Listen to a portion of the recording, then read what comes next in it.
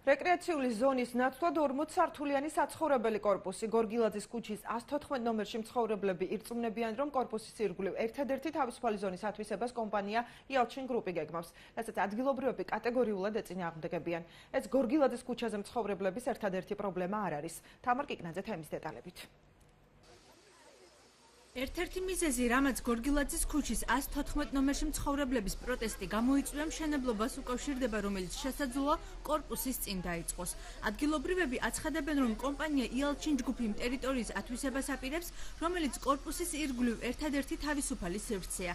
მათივე მტკიცებით, აქ პროექტის მიხედვით რეკრეაციული ზოლი მოზარდებისთვის კი მოედანი უნდა აშენებულიყო. მივმართეთ ქალაქის მერს, მივმართეთ ხაბაძეს, ვის არ მივმართეთ. აი ამ ტერიტორიაზე ჩვენ არავის არ მივცემთ მშენებლობის უფლებას. იმიტომ რომ აქ არის რეკრეაციული ზონა, ჩვენ როცა ვყიდულობდით ეს ჩვენ გაგვაფრთხილენ, იალჩინს უნდა აშენება. აქციის მონაწილეები მერიისაგან კიდევ ერთ განმარტებას მოითხოვდნენ. აინტერესებდათ, რატომ ჩაიბარა მშენებლისაგან მერიამ კორპუსი, რომელშიც ექსპლუატაციაში შესვლიდან 2 წლის შემდეგ ლიფტი აღარ მუშაობს. სახურავიდან წყალი ისე ძლიერად ჩამოდის, რომ რამდენიმე სართულს აზიანებს. ავტოფარეხი გამუდმებით წყლით იტბორება, მაღალ სართულებს არ მიეწოდება წყალი და სხვა. ბავშვები რომ გამოდიან გარეთ, მეშინია რომ რამე არ მოხდენ, იმნარად არის ყველაფერი მოდის, კედლები მოდის ძირში. გარეთ გამოვდივარ საღამოს ხან პურზე, ხან რაღაცაზე, არ მაქვს განათება, რომ ავიდე. პადიეზებში განათება საერთოდ არ არის. რო გაწვიმდება, ჩვენ უკვე ვეღარ გავდივართ ეზოში. ვერც დამსვენებელი, ვერც ვერაფერი ვერ მოდის ოჯახში. ლიფტი სულ იჭედება 112 სახეში გექტარი ვარ ყოველ დღე ოჯახით ნაეტად ბაგს დიალა. საშინელი სანახაობაა, ყველაფერი მწყობრიდანაა გამოსული. ახლახანს წყლის მილიც გასკდა.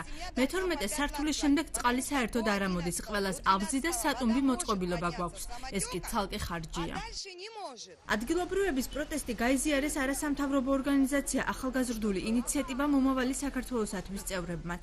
ეს არის პრევენციული და გაფრთხილებისთვის, რადგანაც კვირის ბოლოდან უკვე ჩვენ დავიწყეთ უფრო მასშტაბურ აქციებს იმისთვის, რომ ხელისუფლებას ხმა მივაწვდინოთ და მოსახლეობის პრობლემებით დაინტერესდნენ. ბათუმის მერიაში აცხადებენ, რომ ახალი მშენებლობისათვის განცხადება არქიტექტურის სამსახურში არ მიუღიათ.